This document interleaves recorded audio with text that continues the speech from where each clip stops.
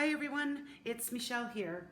So I'm back to making paper again. I noticed on my YouTube videos that I made paper, or a video showing how I made my paper about 2.5 years ago. And so when I rewatched it, I realized that I actually described some of the equipment incorrectly. I described the mold and deckle. I called this the deckle and this the mold. I had it backwards. This is actually the mold. This is actually the deckle. Anyhow, this is a fancy one I bought from a paper making online shop here in Canada. But I'm going to show you a way to make your own mold and deckle without using the fancy stuff. You don't need the fancy stuff. I talk a lot on my channel about how I make acrylic paint pours. Well, I had done so many of them, and I used, like art canvases, just cheap ones. I bought them at the dollar store or, found them on sale at the arts and crafts store. But anyhow, so a few of them I didn't care for. I pulled the canvas off their frames, as you'll see, the paint there. And so I took 2 of them off, and I'm going to show you how to make a mold and deckle by using these items. Now you can also use old picture frames, and you just find which one's the size of paper you want to make. So the first thing you're going to do is take one of the frames. Now I purchased this is screen fabric, like for your screen doors. Purchased it at a hardware store. Was not expensive, and I've got so much here that I am never going to use it all. Because you can reuse your mold and deckle until your wood goes rotten from being wet too much, so until you have to make a new one. So anyhow, just take a chunk of that. This was already cut, so I didn't cut it to size, but you could certainly cut it to the exact size, and then all you do is you take your staple gun and you just staple your screen onto the frame. Now I'm not going to use this one today for the paper making. I'm going to use the one that I purchased, but I just wanted to show you how easy it was. So this is the mold, the piece with the screen on it.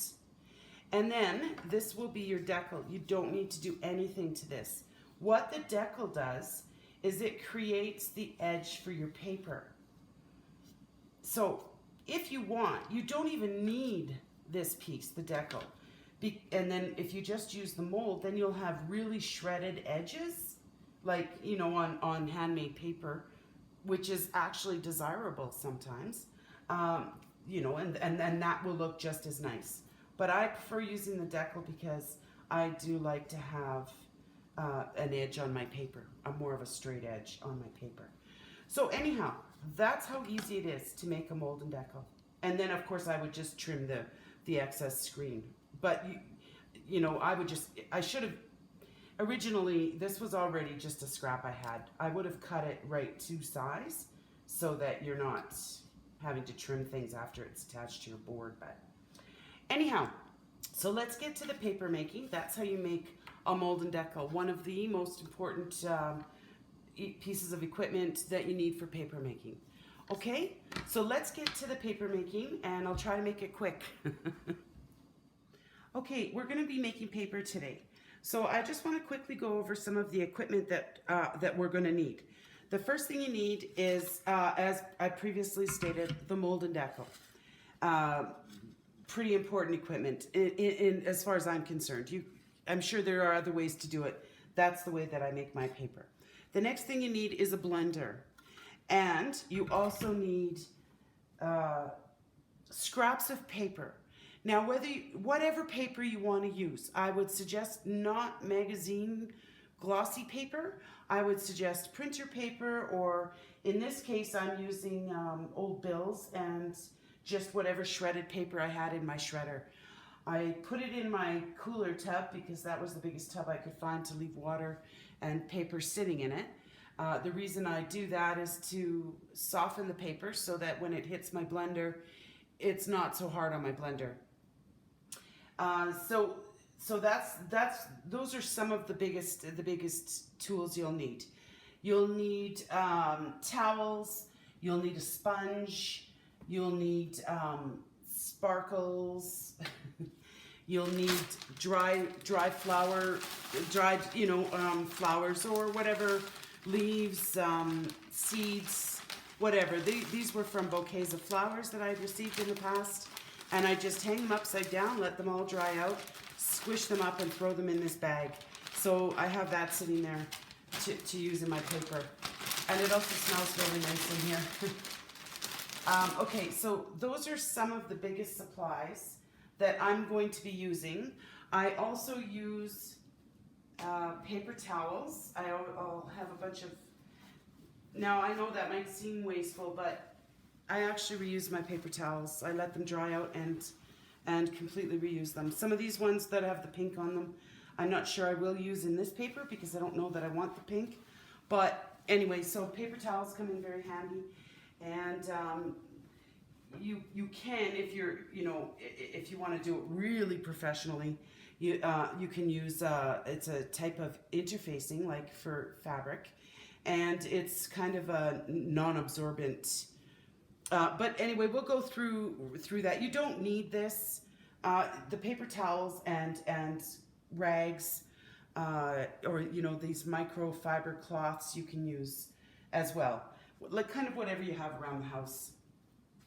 It's not an expensive craft to do. It's a little bit excessive as far as space is concerned, and probably time as well, but it's not expensive. So anyway, the first thing I did is I put some of my shredded paper that had been soaking in the water into my blender, and then what we're going to do is we're going to add some water to that so that it gets nice and pulpy, because that's what we're looking for, is pulp to put into our water bath, or water bath.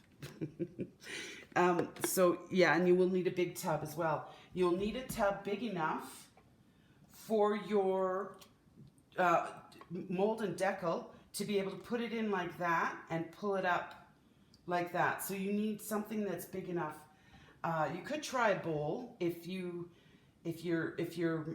mold and deckle are quite a bit smaller than the bowl. I would suggest a square or rectangular tub, and you fill it with, it looks like it's about a third full of water here. So you just do that. And then I've added water to my blender with the shredded paper in it.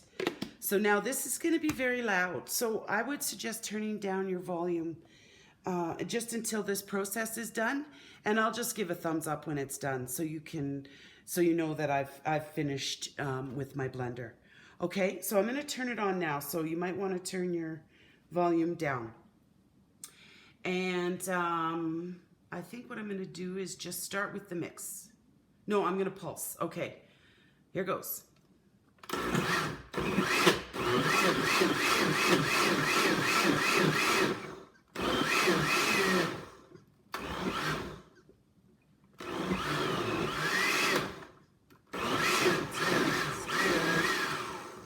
Okay, so I've finished doing that, and I've already noticed, like, I didn't mention it in this video, but you don't need as much pulp as you think you do in your blender. And I can see right now there's way too much pulp. It's too thick, and you're gonna end up with really thick paper. So I'm gonna actually just put in some more water into my blender.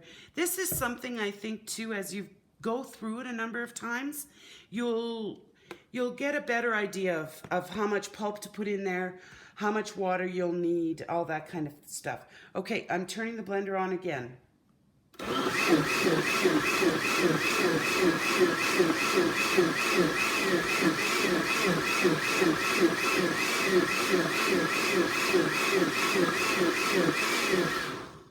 Okay, we're all done blending for now, and it looks like it might still be quite thick. So as I said, you don't need anywhere near as much of the shredded paper as you think you do, and I'd love to give you a measurement, like let's say a cup or whatever, but I honestly couldn't. I honestly don't know. But what I'm going to do right now is we're going to throw this pulp into our vat, and I'm going to show you how thick it ends up being.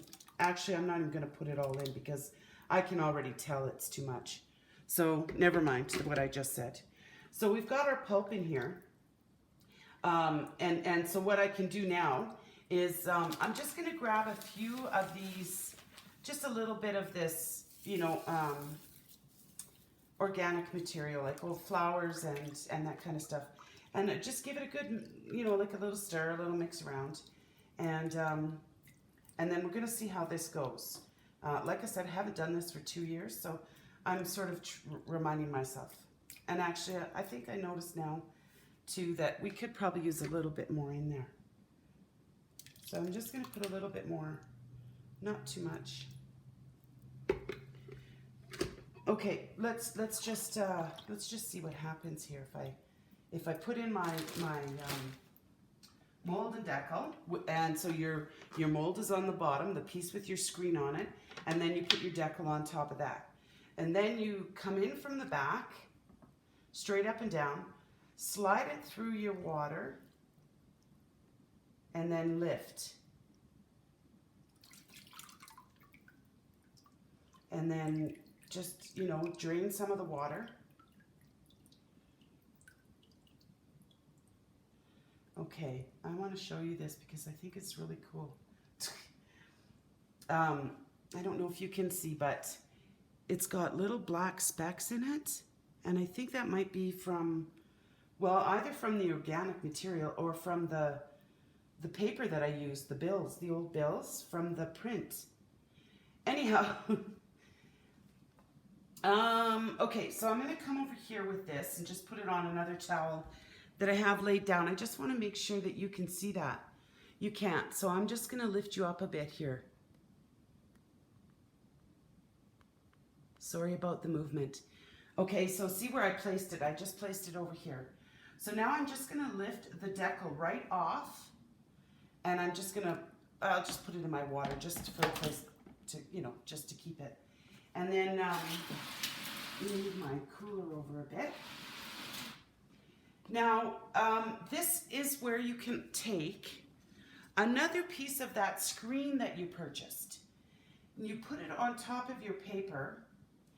You take your sponge and you just try to start sopping up some of the water while it's still on the mold. So it got a little bit. It didn't get, you know, a whole ton, but we're going to be doing this again once we get the paper off of the mold. So then you take the screen off, put that aside, and this is where I'm going to need a piece of, well, I'm going to use the interfacing. You can absolutely use paper towels for this process.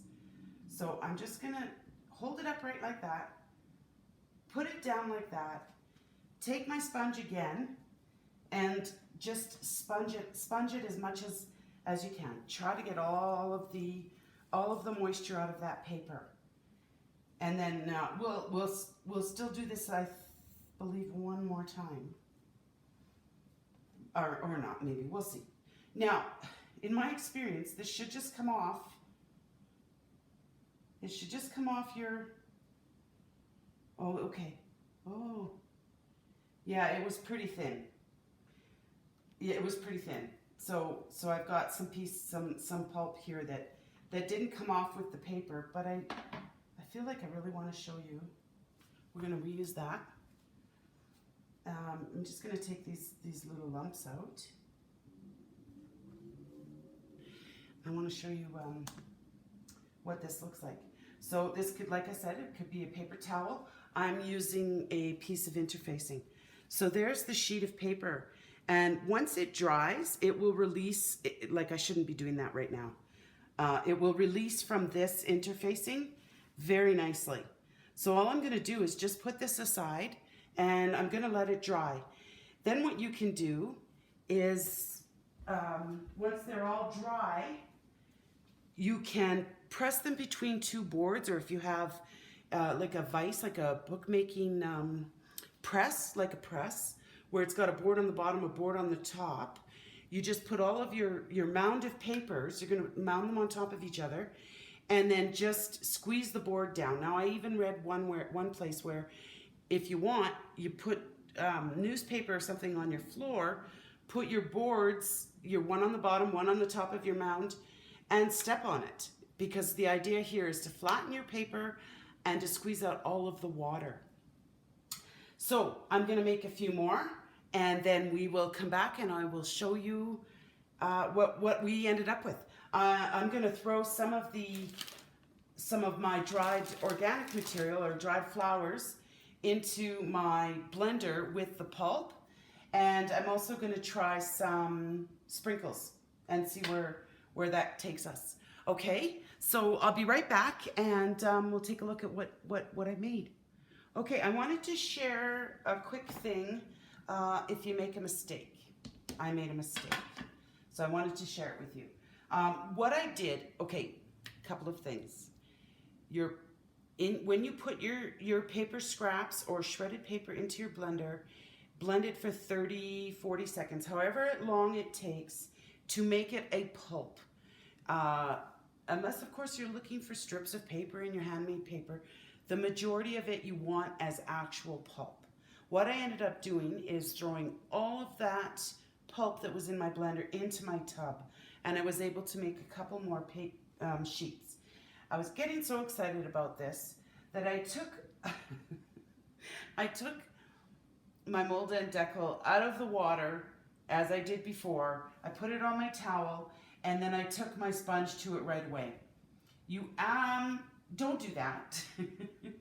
That is why this screen is to be placed on top of the mold, so that it doesn't pick up your paper, and it just helps you get the water out, and it doesn't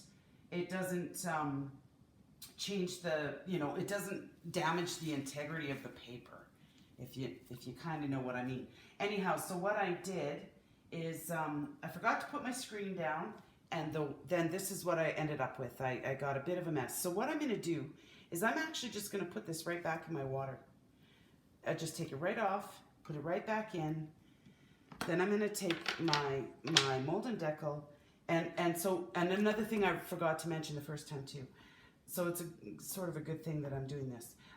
You do kind of scooch it around in your tub, but I'm going to put it in there with all that pulp in there, and then you kind of shimmy it inside the water, so you get the pulp and everything sort of attached to your screen.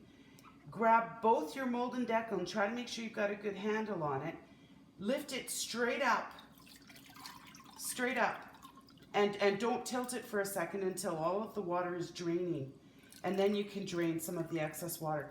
Because what ends up happening is if there's too much water on your screen, it can pull your paper down, and then damage what you have just created. So now I have this. So now what I'll do again is I'll just take off the deckle, and then every time remember to put your piece of screen right on the mold. Whether you sponge it right away or not, it's a good reminder so that you don't stick your sponge on there before you've placed that screen. So now I'm able to take all the water out, and you do get quite a bit of water. And I'm not sure why my sponge is looking sudsy. I didn't use this to clean anything, this brand new sponge, but maybe I bought one with something in it. I don't know. I'll have to double check. Like, don't use those Mr. Clean Dry Erase or those eraser things. That's not a good sponge to use. And another thing you can use in here too is sizing. There's a whole scientific method for how much to use, and your pounds of paper, dry paper, before you let it soak. I'm not the thing with sizing, what it does is it allows your paper to not be quite as absorbent, meaning a little bit more I guess a little stronger, so that it doesn't just fall apart at the first sign of a little bit of moisture or something in that, something like that. I think what I'm going to do instead of that is I'm just going to put that on top, and now I'm going to flip it over. Oh, well, it's not any different. Okay. Now, yeah, so I know you've seen this process already. I just sponge it down a bit before I take that mold off. I think I'm getting the terminology correct this time. I did do a bit of reading and, you know, looking up. And this should just come away from the screen. And it does, and I need to show you this because I think it's absolutely gorgeous. So there's your paper, and it'll come away from this interfacing very nicely once it's dry. And it's a good thickness. I couldn't tell you what it is, but it looks like it's a good thickness. Anyhow, okay, so I am going to finish up here. I'm going to keep going with what I've got going on, and then I will come back. I hadn't finished the note about the sizing. Another thing that the sizing does is makes your paper archival. If that's important to you, then I would suggest looking up sizing and the amounts you need. I had purchased some. I didn't use it in this batch, and I purchased it from the same place that I got my mold and deckle. But I think that lots of art stores you can find sizing and that kind of thing. The second thing I wanted to make sure that I mentioned, this tub of water with the pulp in it, do not put this down your sink.